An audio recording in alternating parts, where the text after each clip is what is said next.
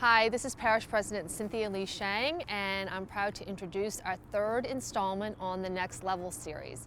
Next Level is something that we talk about in our management team in the administration, and it is my challenge to our 43 directors to take things to the next level. And I'll explain it in that sometimes in government, bureaucracies move slow and they're afraid to change. And my challenge to them is we have a limited amount of resources, and it's our obligation and our duty to find new and innovative ways to do things.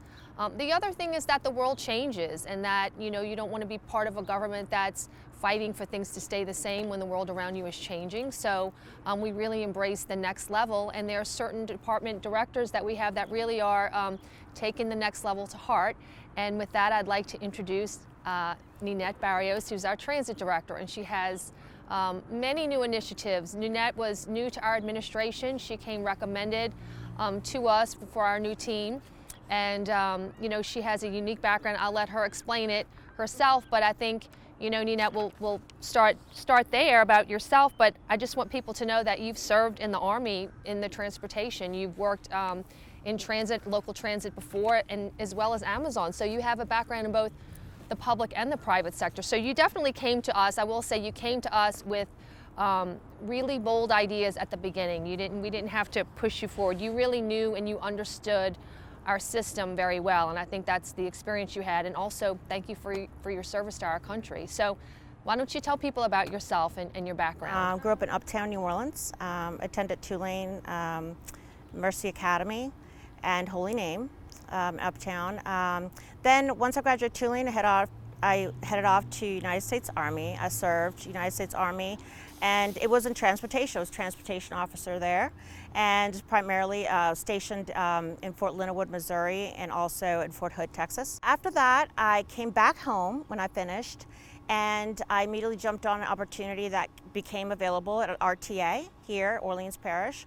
So I worked for RTA for 7 years. In 2018, they had some movement there. So I took an opportunity that came, that just happened to fall into my lap with Amazon. So it was really exciting. Amazon's the #1 company in the world, and they were launching the first distribution center here in New Orleans. As a matter of fact, not too far from here. But my passion's always been in public transportation. I love working with the people. My mother took the Broadway bus as a child. I remember my mom getting off and on the bus and taking her lunch with her, and I always wait for her on the bus stop. So that was just embedded in me, And as I grew, I loved the everything about it, of the moving of people, helping of people, people especially that are limited with that, availability. And that's where my passion was. So I reached out some friends and people that I knew and just looked up and down and said, I really want to get back to that. And so I found that they were looking, for an opportunity here at Jefferson Parish Transit, and I jumped on it, and so happy I did. I love my job. So I think, going back, one of my first memories was taking a bus, and going downtown and going shopping. I think when you're a child, those new experiences really stand out to you, and so that's interesting. So we came on as a new administration, a new council. The council had a lot of projects, and then what tackled us, and what happened in March of last year really threw us all for a loop. And explain some of the initiatives that, I think we're really proud in the parish that we kept all of our routes going. I mean, we knew how important the people whose job wasn't affected, that they still are able to get to where they need to go. So talk to us about the COVID and some of the cleaning technologies and some of the new initiatives you made during this past difficult year. Nobody really knew what to do, right? We'd never been in this situation. So if I'm going to get on a bus today and I know there's a pandemic, what would I want to see on that bus, right? Well, I want to see hand sanitizers. I want to have the option to have them there for me to clean my hands. So that's one of the first things we did, install hand sanitizers on all the vehicles, mitts and fixed route. And that's our platform moving forward. Flu season, you're going to find them always on the buses. What else? What can we do? Well, we had a lot of manpower issues for a little while. The cleaning was just brutal, with these vehicles every day. Can you imagine? We had to wipe them down every day. I mean, it's a lot of work, very time consuming. So I started looking for something that was more widespread, encompassing, that would, disinfect these vehicles immediately. And I came across the UVC. It works. We're able to, after we clean them, wipe them down, shoot them, blight them, and that makes me feel a lot better, and letting the community know that we're doing everything possible, to keep them safe. And then we also made some other initiatives too. And what we saw in COVID across departments was the technology piece that we wanted to advance. Really, COVID made us do it quicker. Maybe, just kind of forced it on us. So talk to us about, we did the real-time app. People can look on their phone and, that's a new initiative that we have, right? A lot of people just used to their schedules, especially veteran riders. But you have to keep in mind, and I tell riders this all the time, it's like you're out there, you're frustrated, it's hot. Wouldn't you rather really know what time that bus is coming? Well, that's why I have the schedule. True, but the schedule's not going to tell you if that bus, God forbid, got into an accident. If it's stuck on the CCC because, God forbid, who knows what happened. That jet bus tracker does, but it gives you, back the control of your time, and that was really important. And just like people are used to looking at their apps for Uber and Lyft, you can actually see the bus where it's going. See it. So that visual helps you understand the time. It definitely eases my anxiety. Right. So and you're not worried, is the schedule right, or are they exactly. delayed? You can just see it right there. Exactly. We talk about regionalism and how we need to work together as parishes, of course in the greater New Orleans area, working with Orleans Parish on economic initiatives. And when we talk about regionalism, one of the first things, and it's like the easiest thing to grab at, is transit and the transit initiatives. And the Regional Planning Commission, I think, started in 2019 doing the New Links study, which they just finalized a few weeks ago. They looked at every route in Orleans and in Jefferson Parish. I think we have 11 routes they looked at, and Orleans had much more, 40. To look at redundancies, and to kind of, instead of looking at two separate systems side by side, which is confusing to a tourist to come in and have to navigate two systems, to kind of look at the whole as one system and reduce redundancies and really try to reach areas and reach economic hubs and just be smarter about the way we do our resources. So talk to us about the next steps that we're going to do in making that into a reality, the New Links study with the RPC. We've already had our first meeting with RTA leadership to start the first conversations about some of our topics that we need to discuss, like fares, there's a quarter difference there, transfers, how we're gonna align those things, how we're gonna make it work. They have an app, that pays, you can pay. We don't at this time. And how are we gonna make all this, easy and seamless for our riders, and visitors, right, alike. And so those are the conversations we're starting to have right now. And in addition to that, we're looking at the system, and what we're seeing more of is RTA and JET, coming in and meeting and making those connections. Really nice, easy connections from parish to parish, incorporating, for example, two of our routes into one route.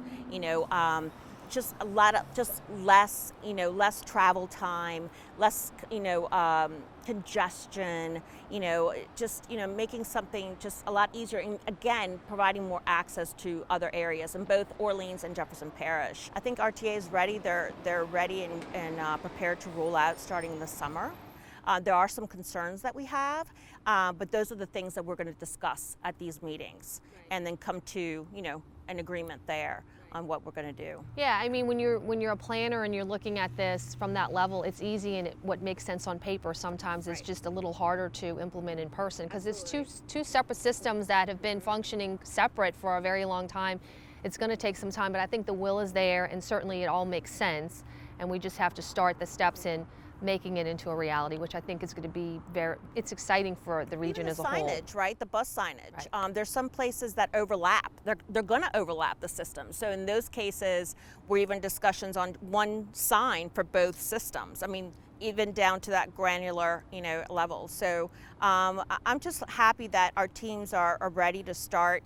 Both teams, Orleans and Jefferson, to start meeting and start collaborating on where and how and what we're going to start implementing first. I know you have new plans, and you're not stopping after the first year, Ninette. Talk to us about some of the things. I know first mile, last mile, the mobile eye, tell our public what's going on the new initiatives. I've spoken to many of our community, our constituents have called, and there are a lot of pockets within all the districts that just do not have access to our public transit system. What I'm looking to do, what transit is wanting to do here is, so if you have a bus stop it'll pick you up could be Lyft, it could be Uber, whoever at the end of the day is going to do this, will pick you up from your home. But again, you have to be someone that lives more than 3/4 of a mile from an active bus stop, okay?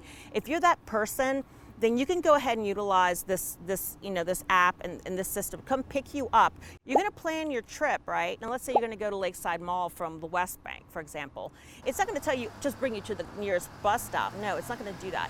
It's going to tell you the best possible route for you. Let's say the one that takes 20 minutes versus 45, right? It's going to take you to that bus stop that makes that trip shorter for you. It's going to take you there, but that's the important thing, that it's not bypassing the public transit system, right? It is providing access to the public transport. It's two completely different things, right? So we're going to be able to bring that person to the public transportation, working with the bus schedule. So they're not sitting there, okay, now I'm here, and it's an hour before the bus comes. It's going to be there when you're there.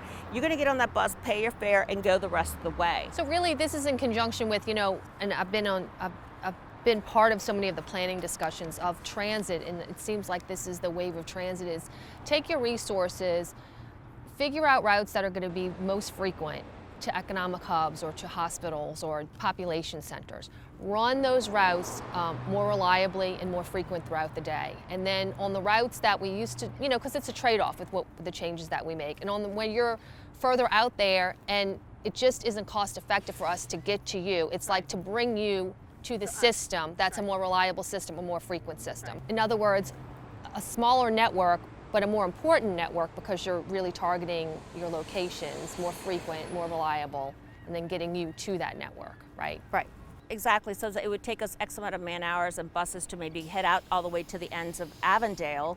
It's going to be, it was going to help us tremendously and be able to do more, with utilizing first mile, last mile to get you. And more flexible to the person who lives in Avondale, because they can go take that Lyft or Uber whenever they want, and then jump onto a more frequently, rather than, have to go by a schedule. Exactly, right. A schedule that doesn't come very often because there's not, much usage out there. We're improving our on-time performance right now. I think that with the new links, because that's one of the focuses for new links, is to improve on-time performance across both parishes. The veterans is going to improve on-time performance. You're going to 20-minute headway, meaning it's going to be coming every 20 minutes.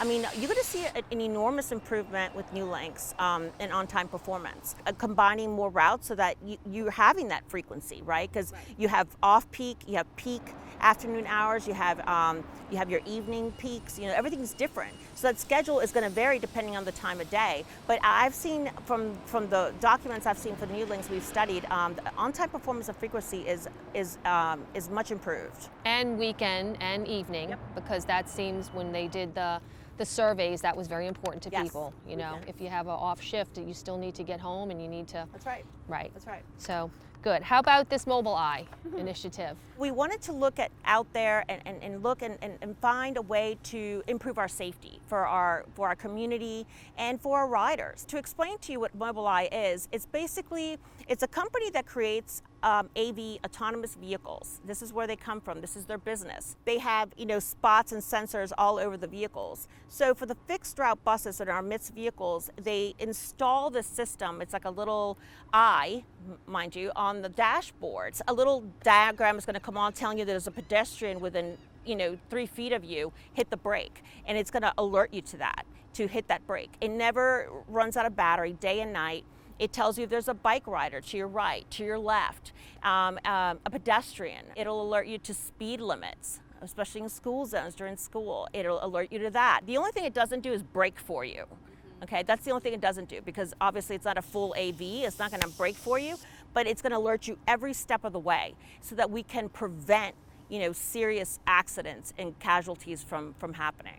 I want to thank you for all your initiatives, and I want to thank you for being one of our next level directors, and really thank you for leading a department that really was strong for us during COVID. It was very critical that, in many departments we had to continue to supply essential services to the people of Jefferson Parish, and you all were certainly out there doing that. So thank you for that. Are we missing anything that you want to add? I just want to say thank you to TransDev and all our operators during COVID and now, because without them, we couldn't have done it. And they never missed a beat, every pull out, every day, putting their lives literally on the line of duty. And I really appreciate each and every one of them for doing that.